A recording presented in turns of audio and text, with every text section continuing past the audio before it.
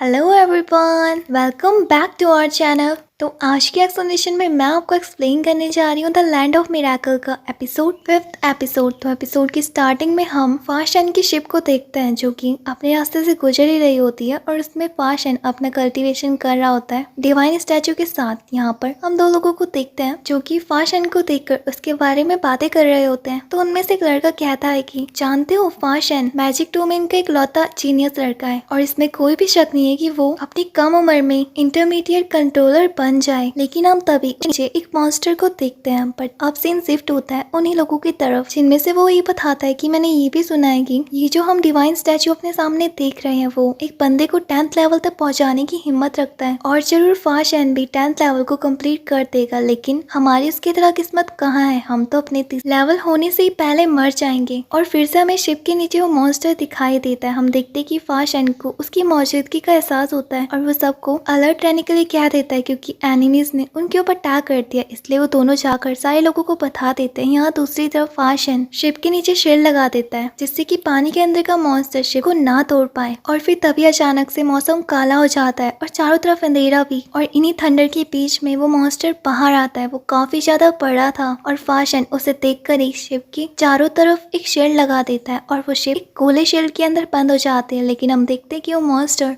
उस शिप को हिलाने लगता है जिसकी वजह से अंदर खड़े लोग गिरने लग जाते हैं और वो सबके सब मिलकर भी उस मॉन्स्टर को नहीं रोक पाते हैं क्योंकि वो बहुत ज्यादा पावरफुल और खतरनाक भी था। फाशन अपने लोगों को पैनिक ना करने के लिए कहता है और चुपचाप बोर्ड में उसकी मदद करे। लेकिन तभी हम देखते हैं कि वो ड्रैगन सेल के नजदीक आने लगता है उसे तोड़ने के लिए और उसकी शक्ल देखकर फाशन को पता चलता है कि सी ड्रैगन है। और अब सी ड्रैगन अपनी पावर की मदद से उस शेर को भी तोड़ देता है जिसके बाद फाशन सी को के आगे हाथ जोड़ता है और उससे कहता है कि सीनियर, मेरा नाम फाशन है और मैं मैजिक डोमेन से हूँ, लेकिन आप हमारे ऊपर अटैक क्यों कर रहे हैं। और अब वो सी ड्रैगन उसे बताता है कि तुमने मेरे यंग मास्टर को कहीं छुपा के रखा है, उसे वापस कर दो तो मैं यहाँ से तुम्हें जाने दूंगा। लेकिन फाशन उससे कहता है कि हम आपके यंग मास्टर को नहीं जानते हैं, आपको कुछ गलत फहमी हुई होगी क्योंकि हम तो उससे कभी मिले भी नहीं है। अब जिस पर सी ड्रैगन को काफी ज्यादा गुस्सा आ जाता है, वो उसके ऊपर अटैक कर देता है जिस पर फाशन भी अपनी सेल से उसके वार को रोकने की कोशिश करता है। लेकिन हम देखते हैं कि सी ड्रैगन की पावर ज्यादा होने के कारण वो शील्ड टूट जाती है और उसका वेपन सीधा फाशन को लगने ही वाला होता है कि सीन सेट होता है लैंड जी के ऊपर जो कि आराम से गाना गाते हुए जा रहा था। और यही हम दूसरी तरफ देखते हैं कि फाशन के माथे में कुछ एनर्जी उस वेपन को मोड़ देती है जिस वजह से वो वेपन सीधा फाशन के हाथ पे लगता है। लेकिन वो चोट दूसरी तरफ लैंजी को भी लगती है और उन दोनों की बॉडी पर वही निशान होता है। और यहाँ दूसरी तरफ सी ड्रैगन फाशन को कहता है कि तुम्हारी हिम्मत कैसे हुई, एक साधारण इंसान होते हुए भी मुझसे मुंह चला रहे हो। यहाँ हम दूसरी तरफ फाशन को देखते हैं जो कि अपने माइंड में जाता है जहाँ पर वो पैरलेस प्लेट को महसूस करता है जो कि दो लोगों की बॉडी को कनेक्ट करती है। और यही चीज दूसरी तरफ लैंजी भी देख रहा होता है। तभी वो दोनों की दोनों आगे रखी एक स्पेल पर टच करता है जिस वजह से हम देखते हैं कि लैंजी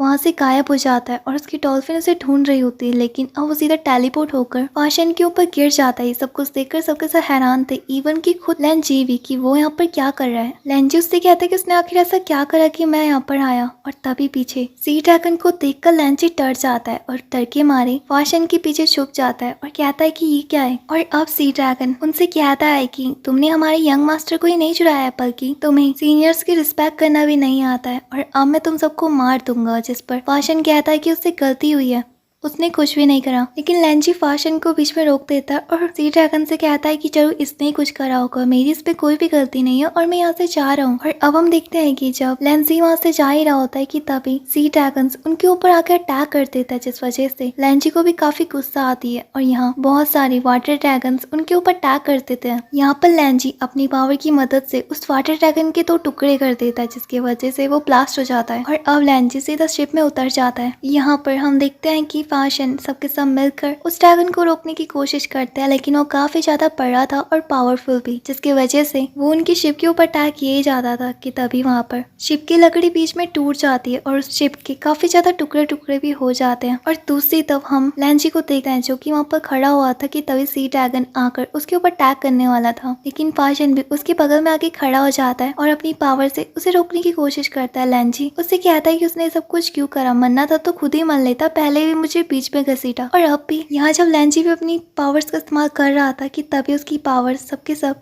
फाशन के अंदर जाने लगती है, जो कि उसे बिल्कुल भी समझ में नहीं आ रहा था। और यहाँ फाशन की पावर्स बढ़ते जा रही थी और अब वो बहुत बड़ी सील बना देता है, जो कि इतनी ज्यादा पावरफुल थी कि वो उस ड्रैगन को रोक पा रही थी। लेकिन फाशन के अंदर इतनी पावर नहीं थी कि उसे ज्यादा देर तक रोक पाए, इसलिए वो लैंजी को उसका सबसे पावरफुल अटैक करने के लिए कहता है। यहाँ पर लैंजी के पास एनर्जी काफी ज्यादा कम थी और उसकी स्ट्रेंथ थी, इसलिए वो अपना अटैक नहीं कर पा रहा था। लेकिन तभी फाशन की एनर्जी उसके अंदर जाने लगती है और भी ज्यादा पावरफुल हो जाता है और उसकी स्ट्रेंथ की मदद से एनीमो स्लैश टेक्निक का इस्तेमाल करता है, जिसके बाद वो ड्रैगन सीधा पानी में गिर जाता है। और इसी के साथ इस पार्ट की एक्सप्लेनेशन खत्म होती है। नेक्स्ट पार्ट चैनल में जल्दी आने वाला है, इसलिए वीडियो को लाइक करना मत भूलना और चैनल को भी सब्सक्राइब कर देना।